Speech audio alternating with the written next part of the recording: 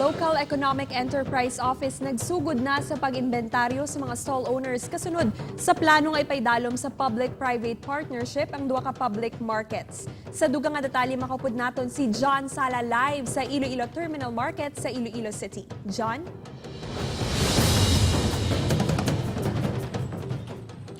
Kate, natumod na sang Local Economic Enterprise Office sa mga delinquent nga mga stall owners sa Iloilo Terminal Market kag Central Market sa padayon nga inventaryo sa merkado.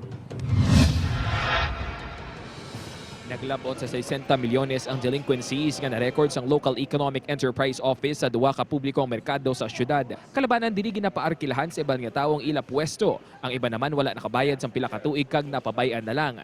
Ining natukiban sa pagsugod sang inventaryo. Gina-inventory naton ang mga accountabilities, no? Delinquencies.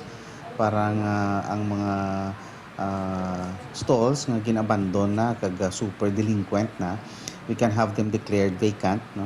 Dugang pasang LEEO sarang paini masukot pananglit mapaidalom na sa adjudication process. Samtang nagkakahangawa ang pila ka mga market vendors nga mapahalin sa Iloilo Terminal Market matapos nga gidaduso sang city government ang rehabilitasyon sa merkado kalakip ang Iloilo Central Market paagi sa public-private partnership. Suno kay manong bugoy dako ang posibilidad nga madulaan sila sang pangabuhian nga mga transit vendor pananglit magasugod na ang pagkayo. Kung ay mga problema, basta tagaan lang kami sa intsakto yung lugar. Amula na yan, mga kamara, mga pakambuhay, mga bakal, bugas ba?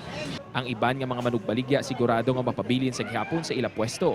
Ang mga stall owner guro hindi pa na mapahalin, kaya original naman sila. Una naging pahayag sang LEEO nga pagasiguraduho nila nga wala sang may ma-displace nga vendor sa pagsugod sang rehabilitasyon.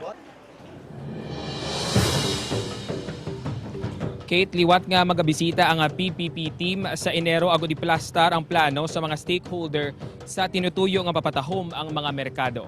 Kate? Madamo nga salamat, John Sala.